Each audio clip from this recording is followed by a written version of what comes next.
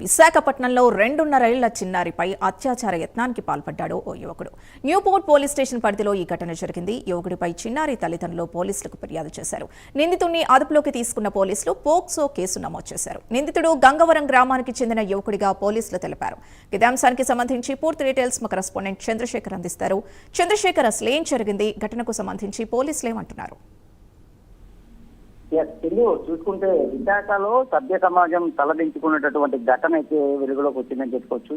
Newport police station పరిధిలో ఉన్నటువంటి గంగవరం గ్రామానికి చెందిన మైనర్ బాలిక ఎవరైతే ఉన్నారో 3 ఏళ్ల చిన్నారి బాలిక పైన అదే గ్రామానికి చెందినటువంటి ఒక కామాంధుడు అత్యాచారానికి యత్నించినట్టుగా సమాచారం అయితే తెలుస్తుంది. ప్రధానంగా చూసుకుంటే గంగవరం ప్రాంతంలో నివసించేటటువంటి ఎవరైతే మైనర్ బాలిక ఉందో ఆ బాలికకి మాయమాటలు చెప్పి తినుబండరాలు కొనిస్తానని తన వెంట తీసుకొని వెళ్లి అత్యాచారం చేసినట్లు కూడా బాలిక ఏడ్చుకొని వచ్చి తన కుటుంబ సభ్యులకి అయితే చెప్పింది. ఈ నేపథ్యంలో తల్లిదండ్రులు అయితే వెంటనే బాలికను వెంట పెట్టుకొని సమీపంలో ఉన్నటువంటి న్యూపోర్ట్ పోలీస్ స్టేషన్ కి వెళ్ళైతే ఏదైతే ఘటన జరిగిందో ఘటనకు సంబంధించి పోలీసులకు ఫిర్యాదు చేశారు. పోలీసులు ఫిర్యాదు చేసినటువంటి నేపథ్యంలో వెంటనే సంఘటనా స్థలానికి వెళ్ళినటువంటి పోలీసులు ఎవరైతే ఈ అత్యాచారానికి యత్నించాడో ఆ యువకుడిని అయితే అదుపులోకి తీసుకున్నారు. ప్రస్తుతం అయితే పోలీసుల అదుపులో నిందితుడు ఉన్నట్లుగా అయితే తెలుస్తుంది. ముఖ్యంగా చూసుకుంటే ఇటీవల కాలంలో ఇలాంటి ఘటనలు ఎక్కడికక్కడే బయటపడుతున్నటువంటి పరిస్థితి ఉంది. 2 రోజుల క్రితం జరిగినటువంటి ఆంధ్రప్రదేశ్ లో జరిగినటువంటి ఘటన మరొక ఉంది. మరలా అలాంటి ఘటనే